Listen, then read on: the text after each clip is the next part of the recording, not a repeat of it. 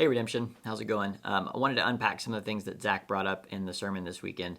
It's a phenomenal sermon on a really, really important question. So if you did not get a chance to listen, if you weren't there or you haven't caught up yet, I really want to encourage you to go to our website, redemptionhou.com.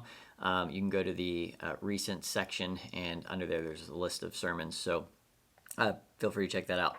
So in that, he dealt with the question of if we are really, truly Jesus's friend, and he cares about us and he loves us, then why is it that he allows really bad things to happen to us?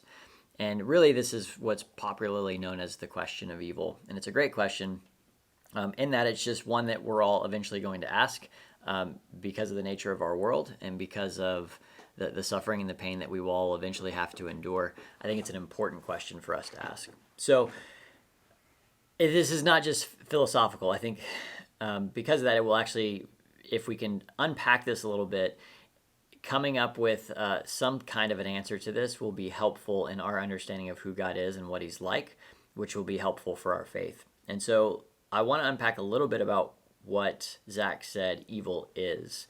So he made the claim that evil is irrational. He said that it is necessarily irrational, that it is necessarily incomprehensible. We kind of sense this in our gut. When we see or read about a terrible thing happening, we have this feeling of shock. We have this feeling of that was senseless. There's this idea that when horrible, evil things happen, it seems, for lack of a better word, unfair. A lot of times we're blindsided by it. Right? This is kind of what Zach is getting at. And so a good way to think about this, and this is the classic metaphor for this that's used throughout Christianity, is rot in a tree or decay in a tree. I can look at evil, and evil will always at some level be attached to something that was at once good. That you will never see something evil that has always been evil that is just evil in and of itself. That evil isn't actually really a thing. Evil is the word we use to describe the departure from good. So if I look at rot in a tree, I can see the rot because of the tree. I can see what's happened to the good thing, the tree, and the decaying. I know what a tree is supposed to be, and I know what the rotted tree looks like, and I can look at that and say that is in fact rot in a tree. What I can't do is go and find rot apart from a tree.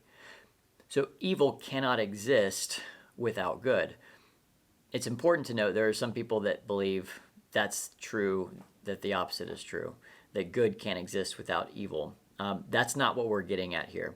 What we're saying is that evil is the word or the phrase that we use to describe what happens when something good is broken. When something good goes wrong, we say that is evil. C.S. Lewis puts it this way. You would have no conception of a crooked line unless you had a conception of a straight line.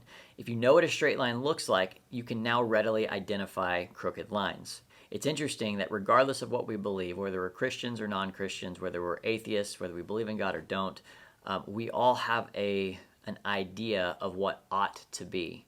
We have an ideal, and whether that ideal is perfect or whether that ideal is flawed, we all internally have this ideal of wanting the world to be a way that it is not.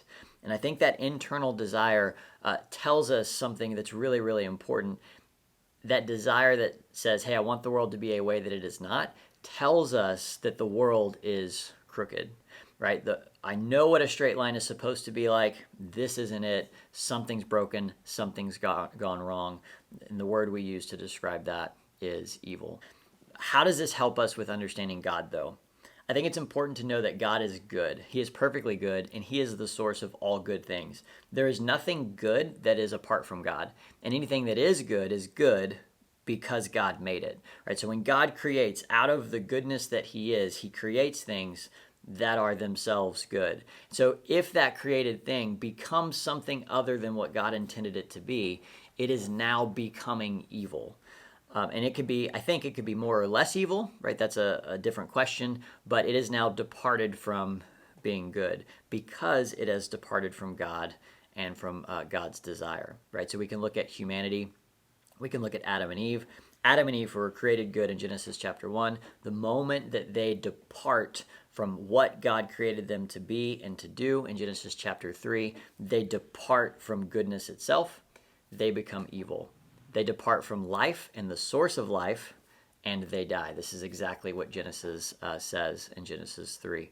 So this tells us that God is good. This tells us also that God is not the author of evil. He's only the author of good. And that evil happens because of separation from God.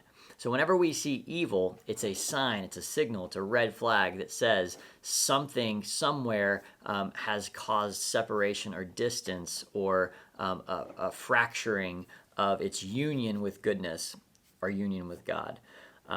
We'll talk about this more as we go, but this is kind of a fundamental idea that I think is helpful. Okay, all that to the side, how does that help us here and today in 2019?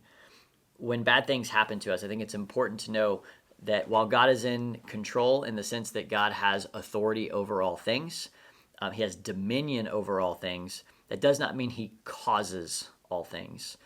The classical Christian belief here is that even though God is sovereign, even though God is in control of the world, he has allowed a measure of chaos, he's allowed a measure of freedom, and he's allowed a measure of evil into that creation. He's not the author of that. So those are maybe a subtle difference, but I think it's important. Here's why. When bad things happen, it's helpful for me to know, number one, that God is not the author of that bad thing, that God is not trying to do something to me to punish me or to get my attention or just because he's mean. Number two, it's also helpful for me to remember that not only does God want good things for me and does not cause these evil things to happen, that God has actually entered into the evil and the chaos of his creation, that Jesus enters into suffering, pain, and even death. And so he has experienced it in a way that we have. And so he truly does know, not just in the sense that God knows all things, but in a very experiential sense, God has entered into our suffering and experienced it with us. And so Hebrews points this out when it says that we can call him our brother because he has suffered the very same things that we have suffered. He's been tempted in the very same ways that we have been tempted. Like he truly, genuinely, experientially knows what it's like to walk in our shoes. And this is incredibly comforting. Number three, it's important to remember that this is not the end of the story. And as hard and as difficult as it might seem right now, we are a people of resurrection because our God is a God of resurrection. Death, pain, suffering, evil, chaos, they do not get the final say. The cross has put those things to death, and God gets the final say. Because he has dominion over all things, he will one day step in and assert his authority over all things. He will call the dead back to life. He will restore order in this chaotic creation, and he will bring us this peace that we've been longing for. I think that's important to keep in mind as we continue to struggle and suffer. It does helpfully give us a little bit of guidance that, one, he's good and he's not causing it. Two, he's entered into it with us. And three, that he has actually promised to fix it. Even though he's not necessarily fixing it now, he will one day fix it. So hopefully you find that helpful. Last piece here, I think it's important to note that this is a question that everybody struggles with. This is not unique to Christianity. If you were to remove God from the equation, you still have the same question. And I think it actually becomes helpful to have a God who is good in the question versus taking him out. Evil still exists. Brokenness and pain and suffering still exists. I now have no solution to it, and I have really no reason to call it evil because it simply is. And if there is no God and there is no ideal, then what is simply the best that we can hope for. Hopefully that helped you guys. So if you have any questions, feel free to shoot me or Zach an email. We would love to grab a coffee with you guys and talk through it some more.